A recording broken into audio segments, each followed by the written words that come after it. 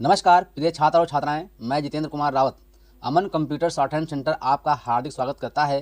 जो छात्र और छात्राएं सिंह प्रणाली शॉर्ट हैंड पूरी किताब पढ़ चुके हैं और उस किताब के मैटर की भी शॉर्ट हैंड डिक्टेशन स्पीड बना चुके हैं और उन्हें अधिक शॉर्ट हैंड डिक्टेशन स्पीड बनानी है तो संपर्क करें, क्योंकि हमने रामधारी गुप्ता की किताब में से 203 पेज डिक्टेशन के लिए हैं, जो प्रत्येक पेज में 400 शब्द हैं, जिनका डिक्टेशन 60, 80, 100 व 120 शब्द प्रति मिनट की स्पीड से 400 व 800 शब्दों पर दिया गया है। जो छात्र व छात्राएं विधिवत रूप से इन मैटरों का होमवर्क करके व्हाट्सएप पर चेक करा के अपनी शॉर्ट हैंड डिक्टेशन स्पीड बढ़ाना चाहते हैं या आउटलाइन प्राप्त करना चाहते हैं या शॉर्ट हैंड पढ़ना चाहते हैं तो संपर्क करें। मोबाइल नंबर 91 98 94 39 41, दूसरा है 700 790 52 75। अतः संपूर्ण पढ़ाई व्हाट्सएप पर वीडियो के माध्यम से कराया जाएगा। धन्यवाद। महोदय, जब तक हिंदी भाषी हिंदी को हृदय से स्वीकार नहीं करते तब तक वह राष्ट्रभाषा का स्थान नहीं पा सकती, और यह तभी हो सकता है जब वे ये समझें कि इसमें उनका भी योगदान है और उन्होंने इससे केवल लिया ही नहीं बल्कि इसे कुछ दिया भी है और उन पर कोई दूसरी भाषा लादी नहीं गई है, बल्कि यह उनकी ही भाषा है। मेरे कहने का अर्थ यह नहीं कि आप उनकी ही व्याकरण अपना लें। इसका अर्थ यही है कि आप उदारतापूर्वक जितना ले सकते हैं ले लें। भाषा इसी प्रकार बन सकती है, यह भी आवश्यक नहीं है कि उसको स्वीकार करने पर आप वहीं लिखना आरंभ कर दें, परंतु जो वे लिखें उसको आप गलत ना समझें।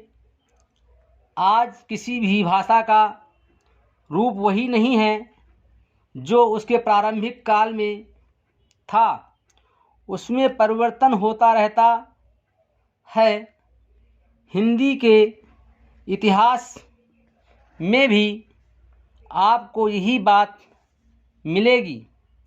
मैं हिंदी का कोई विद्वान नहीं हूँ, पर मैं अपने अनुभव से कह सकता हूँ कि उसमें भी पिछले 500 वर्षों में बहुत अंतर पड़ा है तथा पहले की ओर आज की हिंदी में काफ़ी अंतर है। इसलिए नवयुग में जब वह देश की भाषा बनने जा रही है तो उसमें थोड़ा अंतर करना भी पड़े तो वो स्वीकार कर लेना चाहिए, जिससे उसका अन्य प्रदेशों के लोगों के साथ मेल बैठ जाए। कई अहिंदी भाषी लोगों ने भी हिंदी की काफ़ी सेवा की है।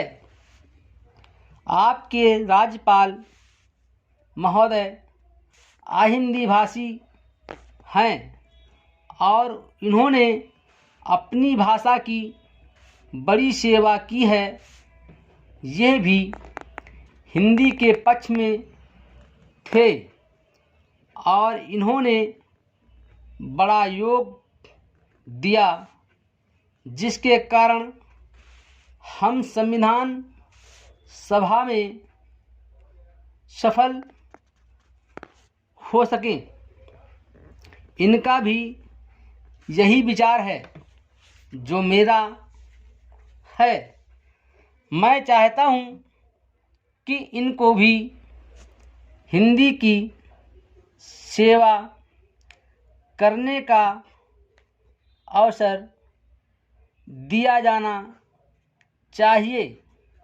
उसका फल हिंदी के लिए और देश के लिए अच्छा ही होगा। मानपत्र में आपने संस्कृत के संबंध में कहा है, मैं मानता हूँ कि हमारे देश में संस्कृति का अध्ययन आवश्यक है, क्योंकि देश की सभी भाषाओं का स्रोत वही भाषा है। संस्कृत से हमारा संबंध अटूट है। इसकी पढ़ाई लिखाई कम हो गई है, यह हमारे लिए दुख की बात है। मैं आशा करता हूँ कि उसकी उन्नति होगी। महोदय, मैं अपने बारे में कहता हूँ, जब मैं छोटा था और कॉलेज में पढ़ रहा था, तब रूस और जापान के बीच युद्ध छिड़ा। उस समय समाचार पत्रों में जापान के संबंध में बहुत सी बातें छपा करती थी।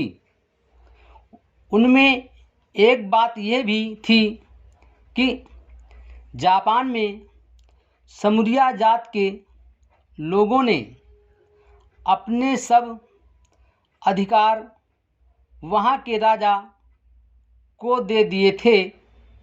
उसके बाद जापान बड़ी उन्नति कर सका।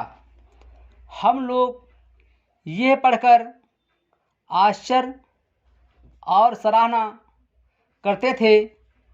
उससे बढ़कर हमारे यहाँ के लोगों ने स्वराज स्थापित होने के बाद 1-2 वर्ष में एक उदाहरण उपस्थित करके दिखाया।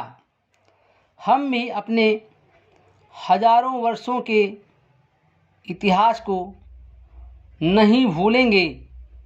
जो रियासतें अलग अलग स्थापित हो गई थी और एक प्रकार से भारत कई टुकड़ों में बटा हुआ था, वे सब टुकड़े एक हो गए। आज ब्रिटिश भारत और देसी रियासतें मिलकर एक हो गई हैं।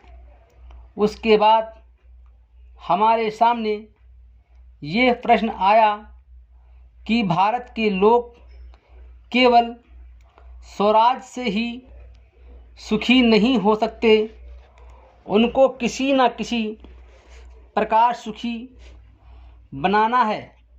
इस संबंध में सरकार ने अपनी ओर से प्रायः सभी राज्यों में जिम्मेदारी और जागीरदारी उन्मूलन के कानून उपस्थित किए और वे कानून पास हुए। प्रसन्नता की बात तो यह है कि बहुत से स्थानों में कानून उन लोगों की स्वीकृति से तथा उन लोगों की सलाह के पास किए जिनकी जिम्मेदारी और जागीरदारी समाप्त हो जानी थी। ये भी देश प्रेम का उदाहरण है। उन लोगों ने अपनी संपत्ति का त्याग इसलिए किया कि उससे सारे देश को लाभ पहुँचे। वह काम भी लगभग पूरा हो गया और पूरा होता जा रहा है। हमारे सामने मार्ग प्रशस्त है और अब हमें इस पर चलने की शक्ति चाहिए। हमें परस्पर कभी कभी इस प्रकार की संकुचित धार्मिक अथवा सामाजिक भावना देखने में आती है, जिसके कारण कभी कभी लड़ाई झगड़े हो जाते हैं।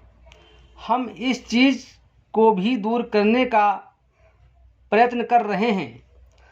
हमारे संविधान में स्पष्ट बता दिया गया है कि कोई चाहे किसी भी धर्म का क्यों ना हो, किसी भी जाति का क्यों ना हो, इस देश में सबको समान अधिकार है।